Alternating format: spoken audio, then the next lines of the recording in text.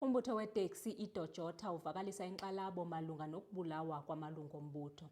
Okuze emva kokuba umhloli walo mbutho edutyulwe wabhubha eDobsonville ngoLwesithathu eveki ephelileyo. Kwiintsuku nje ezimbalwa ngaphambi koko kudutyulwe uMatiloshe ababini abasebenzisana neDojota kwiziganeko ezahlukeneyo eBramfisherville. Okanye ke igosa lezobudlelwane bombutho leDojota uItumeleng Chambatha ubongoza amapolisa ukuba enze uphando ngezi ziganeko. Umbutho weteksi iDojota uthi uxhalabile ziziganeko ezithe gqolo ukwenzeka zokudutyulwa kubulawe amalungu wayo.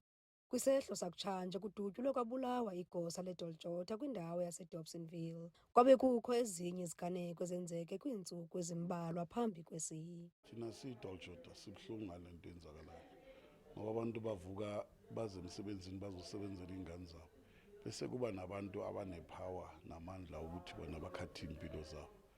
Ngempela siyazi le nto ukuthi iphumaphi ngoba abantu baze kuseni emsebenzini in the middle of the day, in the morning, in the evening they get attacked. Ababili bashonele eBrownfisher nase-Usafe. Kule side laka left kune-Johannesburg, kule side laka right kune-Roodepoort. So bacale ngalo-Khumashela wase-Johannesburg bamdubule ekuseni. Athi sabheke lokho babuya futhi 2 days later badubula lo wase-Roodepoort. Sisabheke lokho futhi la ngasemanyu phambi kwe-police station. I think bekuLwesithathu base badubula uMazibuko uyiMonitor laba ababili ama-Khumashela.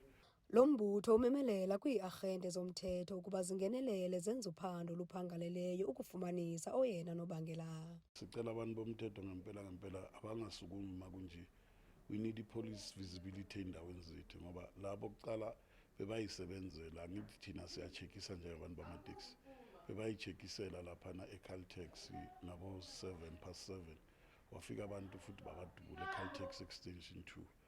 So ngalezo senza sazi ukuthi kahle abantu bakithi kumele basebenze kuphi. Sicela law enforcement ethu izame ukubuya ngamandla kube ne-police visibility so that our community, our members bakhona ukuba save mabahamba bayenze shopping, bahamba bayenze into zabo ama-daily routine abo, because the less kuba ne-police visibility the more ama-criminal azenzela. Kodwa I'm sure ukuthi if bekune enough police visibility kuzo zonke le ndawo ama-criminals bangeke abe nalamandla acanga ukuthi anawo, because they just shoot bona and proceed with their daily lives. Abantwana babantu basale baluza ingane ziluza abobaba, abomama baluza abayeni, ama-family member aluza ama-cousins, ama-siblings and everything, which is not on. La eSouth Africa ngempela mina ngagcina kunomthetho, kune-police visibility enough, kodwa sicela ukuthi umthetho kubuye safeguard all the law-abiding citizens of South Africa.